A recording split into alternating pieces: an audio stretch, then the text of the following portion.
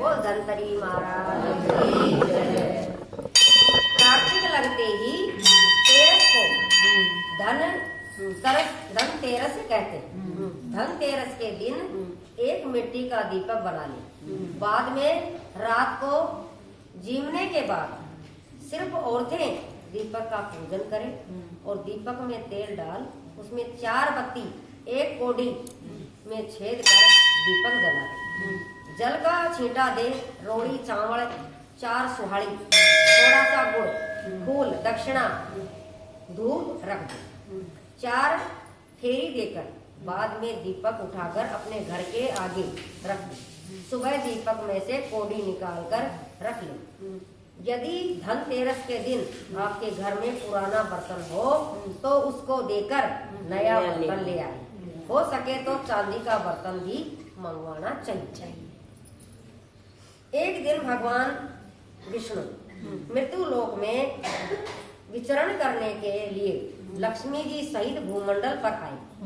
कुछ देर बाद लक्ष्मी से बोले, मैं दक्षिण दिशा की ओर जा रहा हूँ, तुम इधर मत देखना।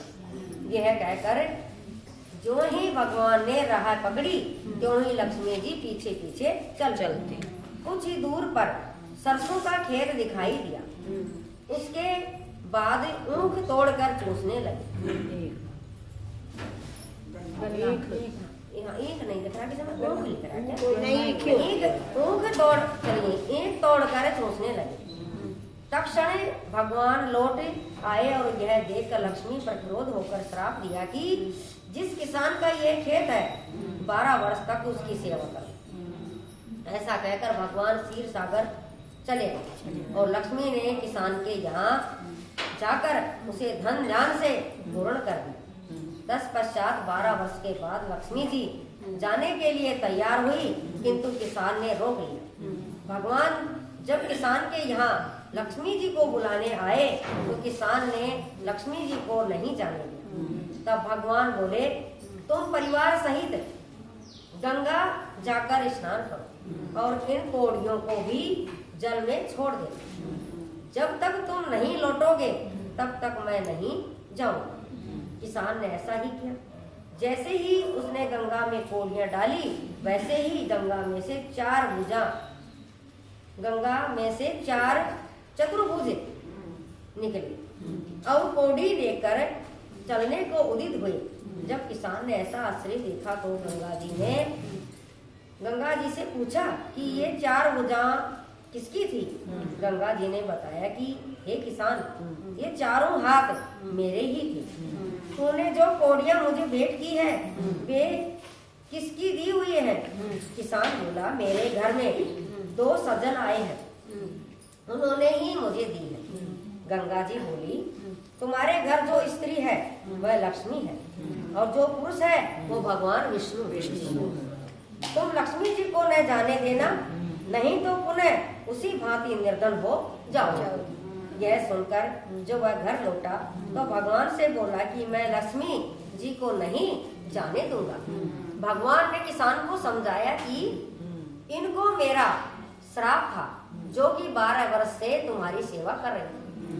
फिर लक्ष्मी तो चंचल है, इसको बड़े बड़े नहीं रोक सके। किसान ने हठपूर्वक पुनः कहा, नहीं, मैं लक्ष्मी जी को अब नहीं जाने दूंगा।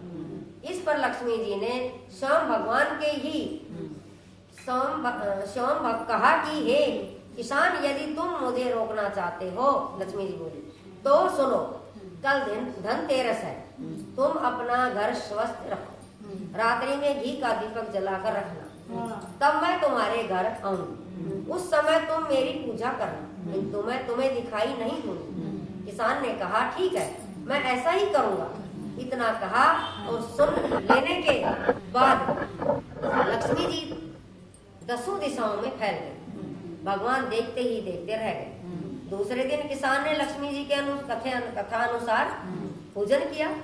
उसका घर धन धान से पूर्ण हो गया। इसी भांति वह हर वर्ष धनतेरस के दिन लक्ष्मी जी की पूजा करना शुरू कर दिया। बोले श्री कृष्ण भगवान की जय, धनतेरस भगवान की जय, लक्ष्मी महारानी की जय।